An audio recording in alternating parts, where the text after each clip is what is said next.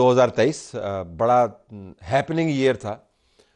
ज़रा मैं आपसे जानना चाहूँगा क्योंकि आज मेरा 2023 का आखिरी प्रोग्राम है, तो समरी में हम ज़रा डिस्कस कर लेते हैं।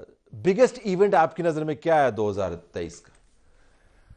देखिए, अगर इसको बहुत फ्यूचरिस्टिक देखा जाए ना, तो मेरी दानिश में जी 9 मई बनेगा। 9 मई, ठीक। क्योंकि 9 मई की वजह से हमारे यहाँ जो बड़े अरसे के बाद एक यानी सो कॉल्ड हमें ये फील हो रहा था कि somehow with all it's faults हम जा रहे हैं जहाँ पे कोई जमहूरियत है और ये और वो है।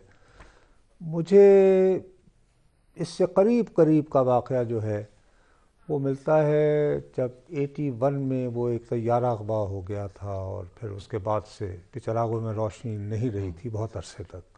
खुदा का शुक्र है इस दफ़ा चिरागों में रोशनी तो है, लेकिन मेरा ख़्याल है कि 9 मई के बाद एक जवाज़ बन गया है कि साहब एक हमारे कमांड एंड कंट्रोल निज़ाम को जो है वो निशाना बनाया गया। और शायद हम ये उम्मीद रखते कि दरगुजर हो सकती है, लेकिन उन्होंने अपने घर से कुछ लोगों को निकाल के आगाज़ किया। तो इसमें वाज़ेह पैगाम था कि अगर हमने अपने इतने सीनियर लोगों को माफ़ नहीं किया तो आप क्या भेजते हैं। तो आमिर, वो कहते हैं टेक्टोनिक प्लेट्स जो है ना वो शिफ्ट हो गई, यानी जल्जला नुमा ये एक वाक़या था। तो 9 मई को अगर हम फिलहाल डिबेट के तौर पर मौखर करें, नुसरत ने उसको पिक कर लिया। इसके अलावा अगर आपको कोई इवेंट उठाना होगा, बहुत कुछ हुआ है, नई अपॉइंटमेंट्स हुई हैं, असम्बलियाँ डिज़ोल्व हुई हैं, अदालतों के अंदर फैसले आए हैं, इमरान खान अंदर गया है, नवाज शरीफ वापस आया, वो एक काम थोड़ा हुआ है। What would that B?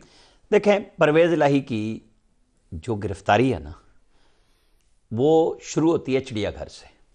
जब उनको 7 लोग चिड़ियाघर से दिए गए और उन्होंने वादा किया बाप बेटे ने कि हम असम्बली नहीं तोड़ेंगे, और एक नया सियासी बुरान आया जब उन्होंने वो वादा तोड़ दिया। और ये उस वक्त तोड़ा जब नए आर्मी चीफ आ चुके हुए थे, जनवरी में पिछली रजीम जा चुकी हुई थी। इसके बावजूद एक बड़ी रियायत मिली और उन्होंने तोड़ दी। फिर मैंने लोगों से पूछा, उन्होंने कहा जी ये डी चौक में भी हमें अगर कुछ करना पड़ा इनके साथ पब्लिकली तो हम करेंगे। आप देख लें उनके साथ वही कुछ हो रहा है।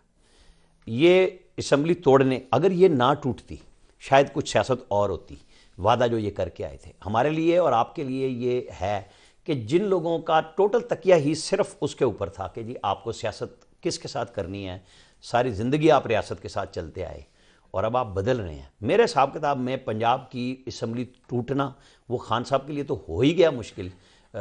ओवरऑल भी एक नया डायनामिक्स अब आया, क्योंकि आपने वो सारी चीज़ें कर दी कि 9 मई पे हम नहीं कर रहे बात, और उसके बाद ही चल रही है ना। फिर तो 9 मई में करेंगे, लेकिन उसके अलावा लेकिन फिर चेंज हुई ना मेरे साहब में। वो चौधरी परवेज, तो अगर 9 मई नहीं भी होता तो परवेज इलाही साहब ने अगर वही किया होता तो उनके साथ यही हो रहा होता क्या? नहीं, अगर वो असम्बली नहीं तोड़ते तो कुछ और हो रहा होता। नहीं, अगर 9 मई ना हुआ होता हाँ, और परवेज इलाही साहब ने वही किया होता जो उन्होंने किया तो उनके साथ यही हो रहा होता।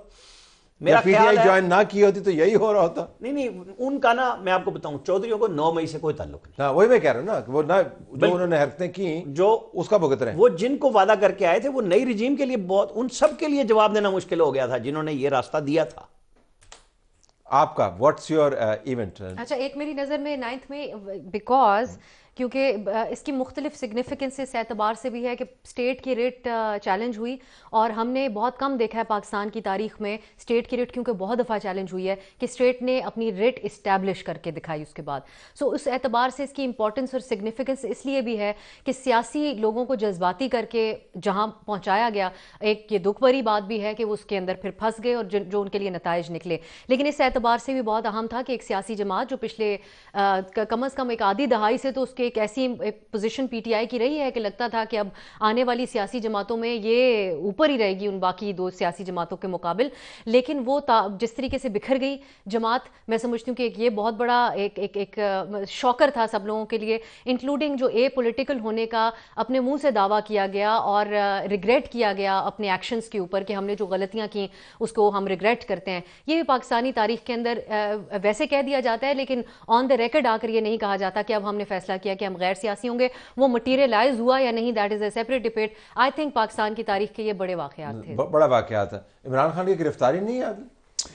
मतलब लोग कहते हैं कि रेड लाइन और गिरफ्तार सब कुछ कर सकते हैं, असल में गिरफ्तार नहीं हो सकते। नुसरत साहब की बारी भी पहले थी और उन्होंने सबसे भारी जुमला भी कह दिया कि 9th में ने पाकिस्तान की पॉलिटिक्स की डायनामिक्स को बिल्कुल चेंज करके रख दिया। जो हम एक्सपेक्ट कर रहे थे एकदम चीजें बिल्कुल मुख्तलिफ चली गई। लेकिन मेरे ख्याल से मियाँ साहब की वापसी, क्योंकि मियाँ साहब अपने पीडीएम की गवर्नमेंट के दिनों में भी कंफर्टेबली आ नहीं पा रहे थे पाकिस्तान, और वो ज़ाहिर है वेट भी हो रहा था कि chief justice of Pakistan change हो, फिर वो आए और आखिरी वक्त तक हमने प्राइम मिनिस्टर भी चेंज हो तो फिर भी आए। जी गुड टू सी यू का अपने भाई जैसे। जी एब्सोल्युटली राइट। मैं मुख्तसरन वो समझाने की कोशिश कर रहा हूं ताकि आप अगला फॉलो अप क्वेश्चन भी कर सके। सर मेरा ख्याल है कि मियाँ साहब की वापसी, वो वेट कर रहे थे चीफ जस्टिस ऑफ पाकिस्तान का, वो हालात का जायजा ले रहे थे, वो अपनी गवर्नमेंट के दिनों में नहीं आ सके जिन दिनों में उन्हें आ जाना चाहिए था। जाहिर है उन्होंने आखिरी वक्त बेहतर समझा होगा कि मेरे केसेस भी जल्दी जल्दी निकल जाएंगे। लेकिन उससे भी बड़ी एक और चीज है जिस पे हमें, जिस तरह आपने शुरू में भी बात की 2024 तक इसके असरात कैसे जाएंगे, वो ये है कि मियाँ साहब के आने से पहले एक खौफ था, एक ख्याल था कि मियाँ साहब आएंगे तो न जाने क्या होगा, एक पैरेलल ड्रॉ होगा, इमरान खान के लिए प्रॉब्लम शुरू हो जाएगी, ग्राउंड पे इक्वल पॉपुलैरिटी एंजॉय करेंगे और जो हमारे बिहाइंड द स्क्रीन प्लेयर्स हैं वो एंजॉय करेंगे कि जी देखें हम जिसको चाहते हैं वो जो है उस घोड़े पे लगाते हैं पैसा और वो दौड़ना शुरू कर देता है। बट अनफॉर्चुनेटली खतरनाक बात यह है कि मियाँ साहब आ तो गए बट अब वो घोड़ा दौड़ नहीं पा रहा। सो मेरे नजदीक मियाँ साहब की वापसी एक बड़ा इवेंट है 9 मई के बाद, और उसके बाद के जो उसका एंटी क्लाइमैक्स है वो भी एक बड़ा इवेंट है, वो उससे भी बड़ा इवेंट बनने जा रहा है। बिकॉज नवाज शरीफ साहब का फेलियर जो है वो किताब में कहीं पर भी एक्सपेक्ट नहीं किया जा रहा था। जो मैं इससे मुराद इलेक्शन नहीं ले रहा, हाँ। मैं इससे पॉलिटिकल डिजास्टर की बात कर रहा हूं। बहुत कुछ होगा लेकिन कुछ भी नहीं हुआ। जी पॉलिटिकल डिजास्टर की बात कर रहा हूं। देखिए उसकी एक रीजन भी तलत साहब मेरे पास मौजूद है कि देखें अगर आपने पॉलिटिक्स से सीखा हो, आप लोगों ने, हमारे पॉलिटिशियंस की मैं बात कर रहा हूं, तो वे आउट, टेबल टॉक, यही ऑप्शंस होते हैं ना आपके पास। जो 18 का एपिसोड था, हो सकता है नेक्स्ट सीजन जो एपिसोड, वो जो सोप का नेक्स्ट सीजन है वो उससे ज्यादा खतरनाक हो गया हो, लेकिन उसमें कहीं हमें डायलॉग नजर नहीं आ रहा। जरदारी साहब भी कह रहे हैं मैनू जगह दो, जगह नहीं लाबरी तो बलोचिस्तान भी एडजस्ट कर दो। मियाँ साहब भी आज खामोश हैं, वो पॉलिटिकल डायलॉग की बात नहीं करे। यकीनन लोगों का ये ख्याल होगा इमरान खान ने इतनी ज्यादतियां की हैं जिसकी बुनियाद पे वो, और इमरान खान भी आज ये नहीं कह रहे आए आइन कानून की बालादस्ती के लिए हम सारे मिल जाएं। वो कह रहे हैं भाई मुझे किस तरह पावर में लाना है। तो मुझे आगे इस एतबार से बहुत बड़ा क्राइसिस दिख रहा है, सिर्फ 9th में नहीं है, पॉलिटिकल लीडरशिप की जो पोलराइजेशन है ये हमें और ज्यादा वीक करने जा रहा है। फ्लोर इज ओपन अनुसद, गो अहेड। मैं जी देखिए, आप सारी इसमें आप देखेंगे तो they are all connected to May 9th। ठीक, मेरी बदकिस्मती है कि मई 1857 में भी कुछ हुआ था, लेकिन उसमें फोर्सेस और थीं तो मैं उनका इसलिए जिक्र नहीं कर सकता। लेकिन मई में कुछ होता है तो शायद देखना पड़ेगा कि कोई इल्मुल-ए-दात के कोई जो यानी माहिर लोग, क्योंकि वो भी तकरीबन 10 मई था, तो उस वक्त भी कोई बहादुर शाह जफ़र थे और कोई नजफ खान। आपने महीने गिनने शुरू किए तो इस सब कॉन्टिनेंट में हर महीने में ऐसी चीजें हुई हैं। 12 मई आप तो विक्टिम है। फिर वही मैं असल में अर्ज ये करना चाह रहा हूँ कि उसकी वजह से देखिए, इससे पहले आप ये देखें 9 मई से पहले क्या क्या नहीं हुआ। जैसे आप जिक्र कर रहे थे कि red line, sir Punjab police पर खर से यानी पेट्रोल बम फेंके गए, उसको बर्दाश्त किया गया। सर आपके नेशनल सिक्योरिटी को, जिसके हम समझते हैं कि हम महफूज हाथों में हैं, उनको बरसरेआम मीर जाफर पुकारा गया। और जब ये कहा गया कि ये फैसला किया, सोचा कि शायद ये जाहिल अवाम को समझ नहीं आई होगी, तो एक जलसे में ये भी बताया कि पता है कि मीर जाफर कौन था, उसको भी बर्दाश्त किया। और जाके अलवी साहब के ईवान सदर में अकबी दरवाजे से मुलाकातें भी होती रही, मतलब यहां तक हुआ है। और एक तरफ इतना पुश बैक करने के बाद जब फिर May 9th होता है तो भाई अब पुश बैक की गुंजाइश नहीं मिलती।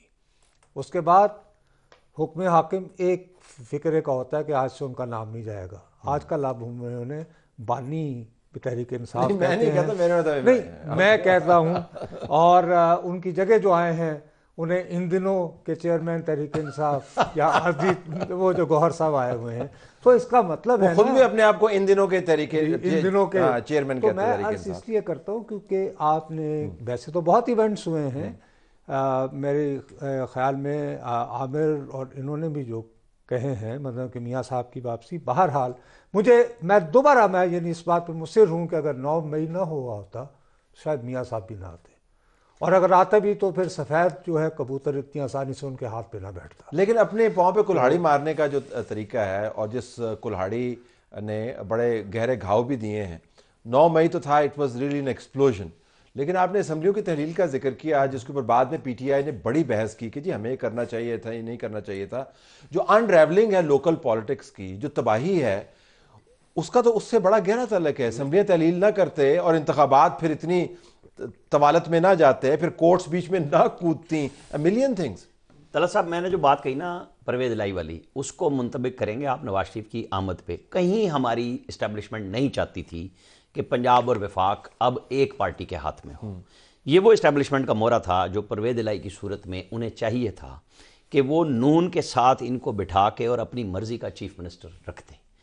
उनके लिए बहुत ये खौफनाक काम हुआ था जो वो नहीं कर रहे थे कि दूसरी दफ़ा, पहले बाजवा साहब थे जब वो कॉल हुई या नहीं हुई, इस दफ़ा जनरल आसिम मुनीर थे, और एक लोगों ने रिस्क लिया कि नहीं इससे चांस लेते हैं। अब आप आगे आते हैं ना, जब असम्बली टूट जाती है, नवाज शरीफ क्यों नहीं आए?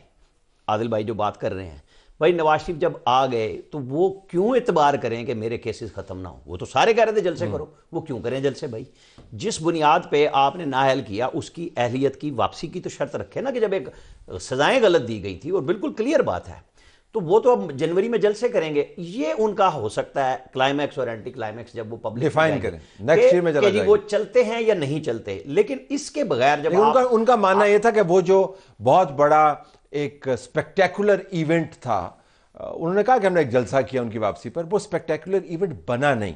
अब तकरीर से वो माहौल गरमाए तो अलग बात है, लेकिन it was not really earth shattering event के नवाज वापस आ गए। नहीं, मेरे ख्याल में जितना नवाज शरीफ को मैं देख रहा हूं, और लोग कहते थे कि जी वो नहीं बोलेंगे, मैं बार बार कह रहा था कि वो अपनी मर्जी से अपनी हिसाब किताब से बात करते चले जाएंगे।